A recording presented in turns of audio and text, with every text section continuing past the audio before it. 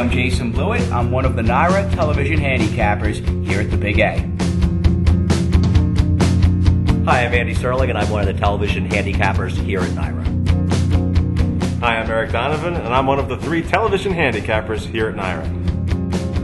One of the tougher aspects of my job is also doing the morning line in addition to making picks, because really you're handicapping the race kind of twice, looking for 2 separate things. You're originally looking, when I do the line, to see how the public's going to bet the race, but then, you know, my opinions as a handicapper can kind of shine through in the line. Sometimes on a horse I like, there'll be a lower price than they should be, or a horse I don't like will be a higher price than they really should be. So that's probably the toughest aspect of being a handicapper and being a line maker.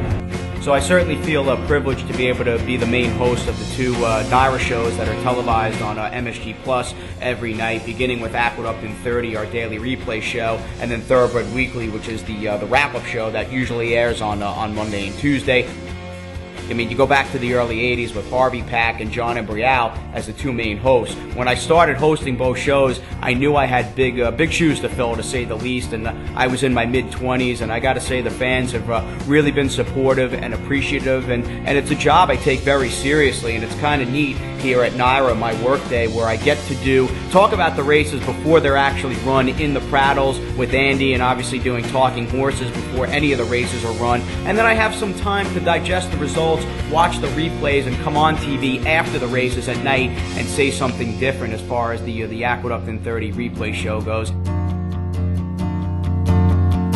Well, it's hard to say what I like best about this job, because honestly, I like everything about this job, and I'm not just exaggerating. I love having an opportunity to discuss the races. I like the people I work with, and that goes beyond Jason and Eric and Johnny I and all the people I work with around here. And we have a good time, we enjoy ourselves, but it's because we all love the game, and we love the argument, and I love the argument. I don't care about being wrong, because I'm comfortable with the fact that I'm always going to be wrong a lot, so I enjoy arguing about the races, and whatever happens in the race, if you're right, that's great, and if you're wrong, so what? You're going to be wrong all the time, but I enjoy the discussion. I enjoy figuring the races out and having the discussion, and I hope that's what comes across.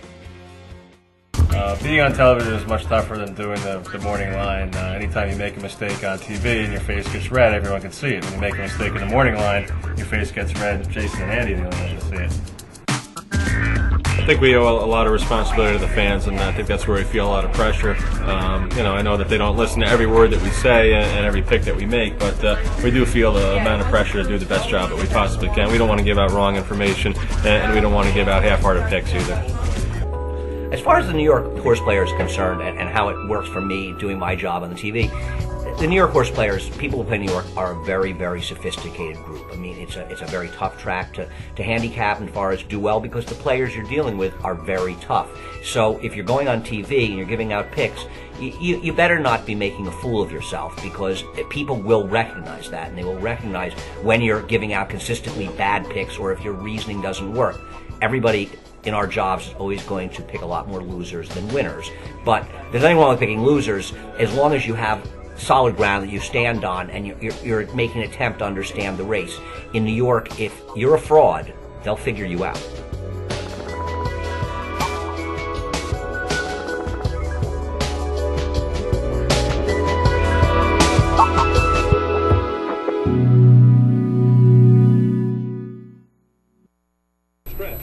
Followed by from behind second best gear, strategic for third, Magic Tiger. Sorry, I wasn't more entertaining.